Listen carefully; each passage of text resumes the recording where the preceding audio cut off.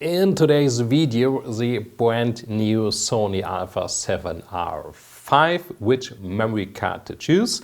And for the tech geeks out there, this video is filmed with the also brand new Panasonic Lumix S5 Mark II. So if you want to check out the Lumix S5 Mark II autofocus capabilities, just stay tuned and now let's go.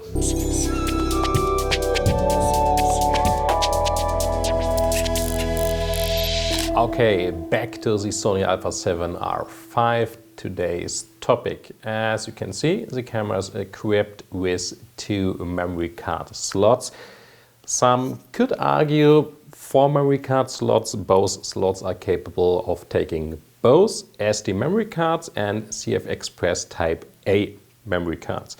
CFexpress Type A is by far the faster choice, but the question is, do you really need CFexpress Type A cards? So let me show you some SD memory cards which are quite fast in the Sony Alpha A7R 5. And there are so many memory cards to choose. I picked the fastest one according to our test, even though in the top 12, top 13, the difference is, I don't know, within 5%. So you can buy a lot of fast SD UHS-II memory cards and get nearly the same performance. If you want to check out all results with hourly updated price performance recommendation, check out the link in the video description. And if you want to have it more convenient in terms of info card, leave a thumbs up and especially please subscribe to the channel. If we reach the 1000 subscribers threshold, we can activate the info card for external links. So that would help a lot and so much more convenient for you. But back to the Alpha A7R 5. I set up the camera to uncompressed RAW images. You could use compressed, lossless compressed RAW images with the Sony Alpha A7R 5 as well. And it's my recommendation, but just for testing and to fill up the buffer a bit more quickly, I set it up to uncompressed RAW, so keep that in mind. So I also use the mechanical shutters so you can actually hear something. And yeah, as you can hear, the buffer is quite large, but now we are already limited by the memory card. And we can shoot, I would say, roughly 2 up to 3 images per second. So it's a quite fast memory card controller, up to 230, 240 megabytes per second. Quite impressive. And now the buffer begins to clear, as you can see here, and with the LED indicating it. So, as mentioned, roughly 240 megabytes per second with the Angelbird V90 Mark II series, but you can achieve nearly the same performance with many other cards like the Sabrent V90 or SanDisk Extreme Pro 300 megabytes per second, or as well with my price performance recommendation in the high-end section, the Kingston Canvas React Plus. The Plus is important because that's the new UHS-II variant. Just to show you, it's the same performance or nearly the same performance. So same test again, shooting a lot of images with the A7R 5. We are in the image buffer, so no limitation from the memory card. And now we are limited, and you can hear, the same 2, maybe 3 seconds images per second. So that's quite fast, and a huge price difference within UHS-II memory cards, especially in the top-notch series.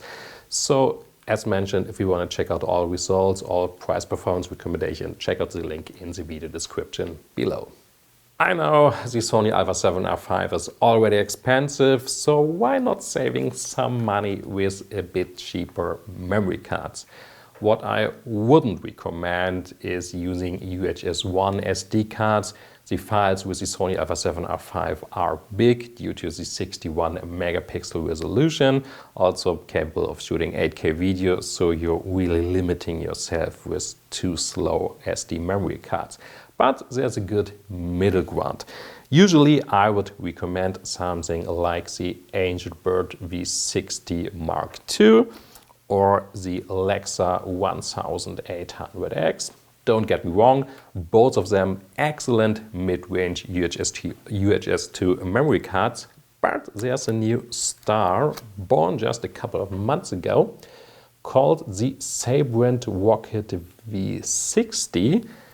Quite unique with its blue label, and you get the same performance as with both memory cards mentioned before, so Lexa and Angelbird, but you're paying roughly the same price for 256 gigabytes as for the 128 gig versions of the Angelbird and Lexa cards. So you're again saving a lot of money, even though the Lexa and the Angelbirds are already quite good price performance cards. So the same test again with the Alpha 7R 4. So uncompressed RAW, we are in the image buffer, no limitations from the memory card. The buffer will run full a bit shorter, as you can hear, and now we are shooting roughly 1.5–2 frames per second compared to the 2 to 3 frames per second with the high-end UHS-II memory cards. But I would say it's still a good performance for such a cheap card.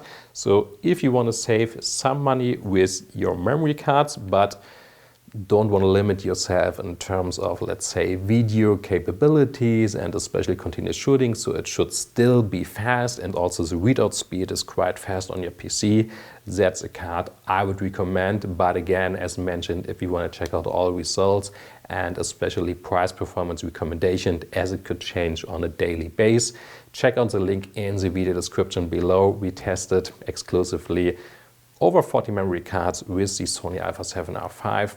So check out the results. It's the best up-to-date data you can get. To sum it up, if performance is the only thing that matters and you don't really care about money, go out and grab a CFexpress Type A card, even though the choice is really limited. UHS-II memory cards with V90 classification and the real high-end UHS-II cards, it's still good performance, but the best price performance is available with mid-range UHS-II memory cards, especially the Sabrent card. All cards mentioned you can find in the video description below, and as already mentioned, check out our website. And if you enjoyed this video, it was helpful to you, please leave a thumbs up and consider to subscribe. It would help so much, especially until we reach the 1000 subscribers threshold. Thank you so much for watching. See you next time. Bye bye.